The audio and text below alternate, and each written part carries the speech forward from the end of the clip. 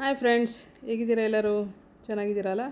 ಇವತ್ತು ಅರ್ಧ ಕಪ್ ಹೆಸರುಬೇಳೆ ಇದ್ದರೆ ಅದರಲ್ಲಿ ರುಚಿಕರವಾದ ಪಾಯಸ ಯಾವ ರೀತಿ ಮಾಡೋದು ನಿಮಗೆ ಹೇಳ್ಕೊಡ್ತೀನಿ ಬನ್ನಿ. ಒಂದು ಅರ್ಧ ಕಪ್ ಹೆಸರುಬೇಳೆ ತೊಗೊಂಡು ಚೆನ್ನಾಗಿ ವಾಶ್ ಮಾಡಿ ಇದನ್ನು ಒಂದು ಪ್ಯಾನಲ್ಲಿ ಹುರ್ಕೋಬೇಕು.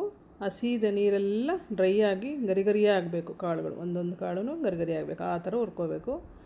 ನೋಡಿ, ಈ ಥರ ಈಗ ಅಂಟಿದೆ. ಇನ್ನೂ ಚೆನ್ನಾಗಿ ಹುರಿದ್ರೆ ಈ ಥರ ಬಿಡಿ ಬಿಡಿಯಾಗಿ ಗರಿಗರಿ ಆಗುತ್ತೆ. ಇದನ್ನೊಂದು ಕುಕ್ಕರ್ಗೆ ಹಾಕಿ ಬಿಸಿ ನೀರೇ ಹಾಕ್ಬೇಕು. ಇದಕ್ಕೆ ಬಿಸಿ ನೀರು ಹಾಕಿ ಅದು ಮುಳುಗುವಷ್ಟು ಬಿಸಿ ನೀರು ಹಾಕಿ ಒಂದೆರಡು ವಿಷಲ್ಲು ಬರೋ ಥರ ಮಾಡ್ಕೊಳ್ಳೋಣ.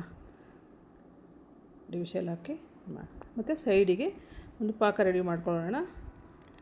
ಸ್ವಲ್ಪ ನೀರು ಹಾಕ್ಕೊತಾ ಇದ್ದೀನಿ. ಈ ಪಾತ್ರೆಯಲ್ಲಿ ಒಂದು ಅರ್ಧ ಪಾತ್ರೆಯಷ್ಟು ಅದೇ ಅಳತೆಯ ಹೆಸರುಬೇಳೆ ಅಳತೆಯ ಅಷ್ಟೇ ಬೆಲ್ಲದ ಪುಡಿನ ತೊಗೊಂಡಿದ್ದೀನಿ. ಅದನ್ನು ಹಾಕ್ಕೊತಾ ಇದ್ದೀನಿ. ಚೆನ್ನಾಗಿ ಮಿಕ್ಸ್ ಮಾಡಬೇಕು.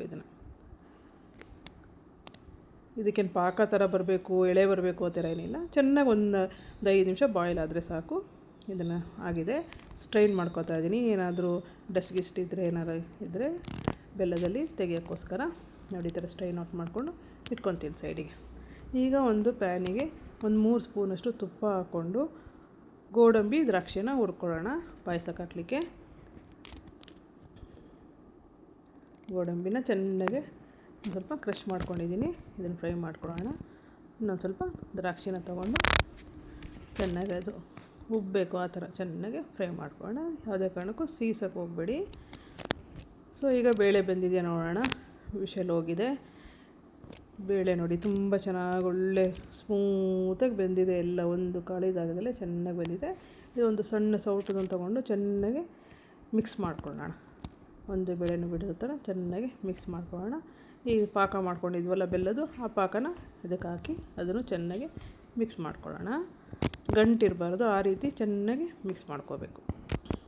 ನೋಡಿ, ಈ ಥರ ಚೆನ್ನಾಗಿ ಮಿಕ್ಸ್ ಮಾಡ್ಕೊಳ್ಳಿ. ಚೆನ್ನಾಗಿ ಬಾಯ್ಲ್ ಬರಲಿ, ಅಲ್ಲಿವರೆಗೂ ಕುದಿಸ್ಕೊಳ್ಳೋಣ. ಈಗ ತೆಳ್ಳಗೆ ಅನಿಸುತ್ತೆ, ಅದು ಬಾಯ್ಲ್ ಆದಮೇಲೆ ಸ್ವಲ್ಪ ಗಟ್ಟಿಗಾಗುತ್ತೆ. ಈಗ ಕೊಬ್ಬರಿ ತುರಿ ಹಾಕ್ಕೊಳ್ಳೋಣ. ಅದನ್ನು ಮಿಕ್ಸ್ ಮಾಡಿ ಮತ್ತು ತುಪ್ಪದಲ್ಲಿ ಹುರ್ಕೊಂಡಂಥ ಗೋಡಂಬಿ ದ್ರಾಕ್ಷಿಯನ್ನು ಹಾಕ್ಕೊಳ್ಳೋಣ.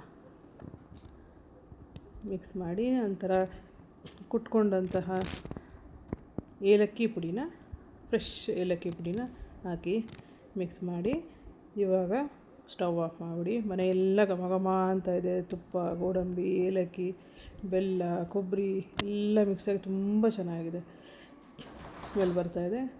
ಈಗ ಇದನ್ನು ಬೌಲ್ಗೆ ಹಾಕಿ ಸರ್ವ್ ಮಾಡೋಣ. ಪಿಸ್ತಾ ಗೋಡಂಬಿ ಜೊತೆ ಸರ್ವ್ ಮಾಡಿದ್ದೀನಿ. ತುಂಬ ಟೇಸ್ಟಿಯಾಗಿತ್ತು. ನೀವು ಟ್ರೈ ಮಾಡಿ ಹೇಗಿತ್ತು ಅಂತ ಕಮೆಂಟ್ ಬಾಕ್ಸಲ್ಲಿ ತಿಳಿಸಿ. ನನ್ನ ಚಾನಲ್ನ ಸಬ್ಸ್ಕ್ರೈಬ್ ಮಾಡಿಲ್ಲ ಅಂದರೆ ಸಬ್ಸ್ಕ್ರೈಬ್ ಮಾಡಿ, ಲೈಕ್ ಮಾಡಿ ಮತ್ತು ನಿಮ್ಮ ಫ್ರೆಂಡ್ಸ್ ಜೊತೆ ಶೇರ್ ಮಾಡಿ. Thank you all.